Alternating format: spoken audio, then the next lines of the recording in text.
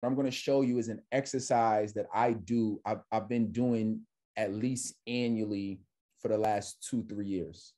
So I do this every single year. And this allows me to continue making this program better, right? Like, so I want you to be able to continue to make your program better. You know, you don't want the same exact, you know, I won't say stale, but you don't want the same exact thing every year, because market changes, the needs of your people change. You know, you have to keep a pulse of what's going on, you know, in your industry. You know what I'm saying? So in order to be able to do that, that means you got to continually, you can't get married to your program. You can't get married to what you offer. You can't get married to your package. I want you to fall in love with your clients. And as long as you fall in love with your clients, that's going to allow you to always create products and programs that's going to serve them at the highest level. So assessing yourself, right? So we just talked about why that's important, but let's go ahead and I want you to ask yourself these questions. So first, put at the top of the page, quiz myself annually on, quiz myself, and I'll write it out too on the whiteboard, right? So let's go to, you want to do this, right? And I want you to write out, quiz myself annually on, all right? And this is about, you know, your curriculum, right? All right, so the very first question I want you to ask yourself when it comes to your curriculum, when it comes to your program is my curriculum relevant today? Write that down. Is my curriculum relevant today? We're going to go through this. So I want you to ask, I'm going to give you an explanation and then I want you to answer it. Meaning,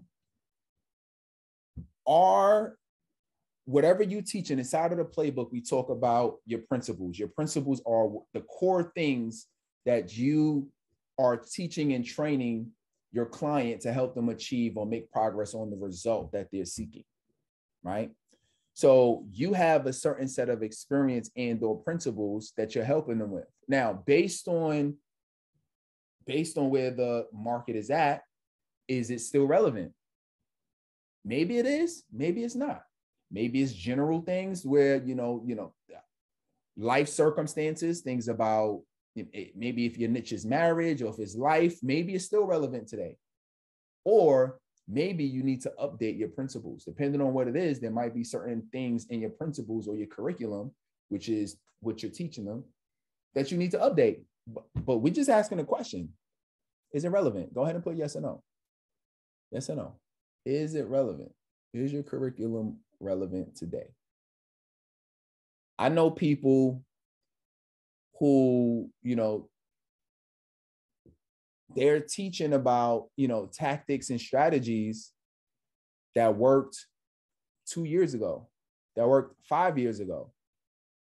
I know people who are teaching things that just aren't relevant today, right? One of the reasons I like doing these calls weekly is because there was a strategy that even that we were teaching that I had to update, right? So if you've been here long enough, we was teaching a strategy about 2 years ago where in terms of, and some of us are not up to this point yet, but where when you're having conversations with people, like let's say DM conversations, right?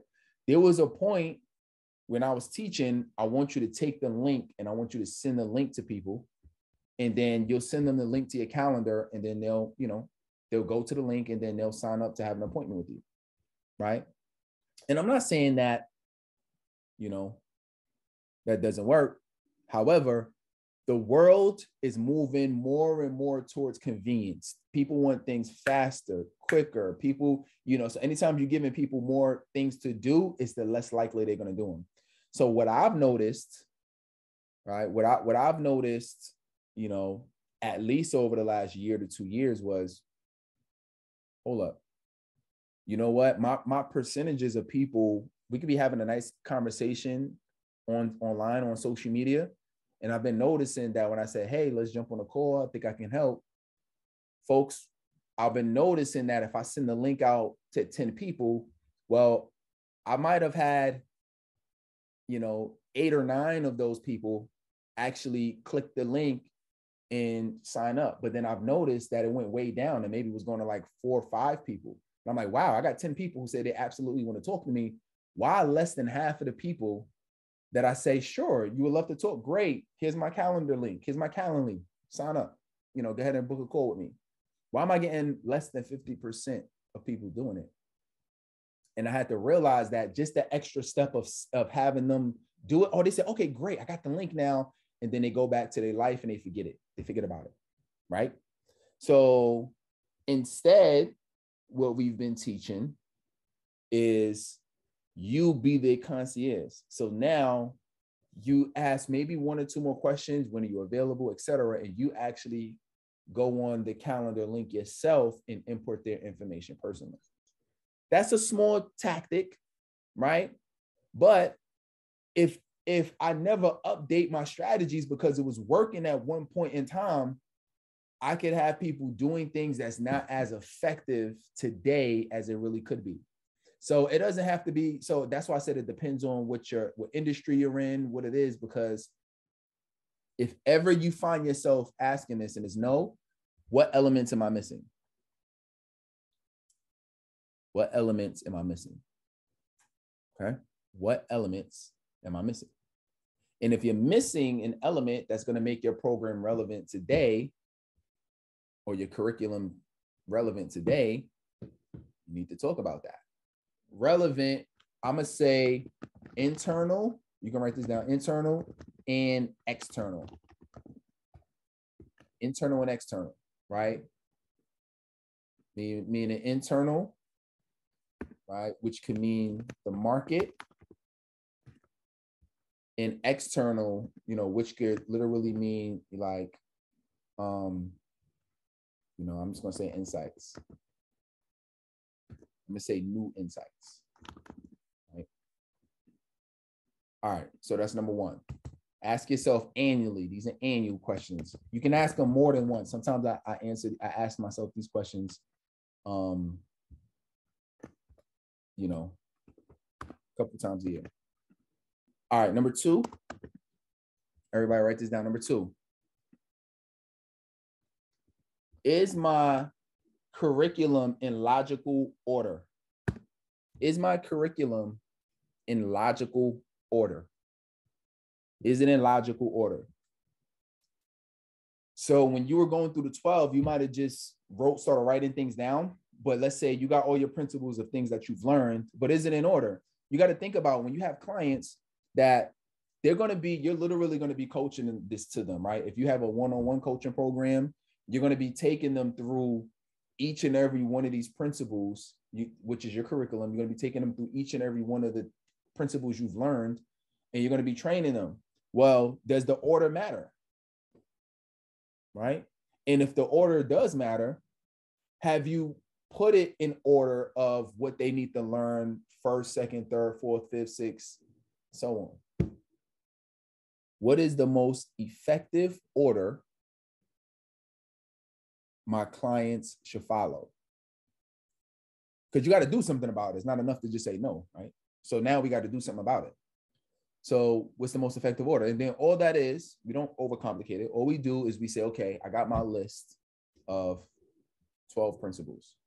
Okay, let's get a whiteboard and just start writing it out. Okay, number 1, number 2. Well, if they learn this and they learn this, they probably should learn this number 3.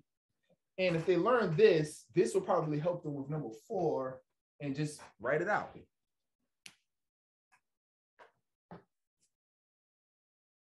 Huh? You don't got to write it out right now, but that's an action item for you after this call. If it's not in order, pick a time and logically put it in order. Number 3, does my deliverables give my clients the best results? Does my deliverables give my clients the best results? Does my deliverable give my clients the best results? So deliverables, what's important is what other elements am I adding to the program? What other products am I adding to the program that's going to give people put people in the best position to win? It's good that you're jumping on a call with them weekly. It's good that you're doing a group coaching session with them weekly, monthly, or whatever the cadence is. I'm glad that you're doing that, but what else could you add to the program that's going to give them better results?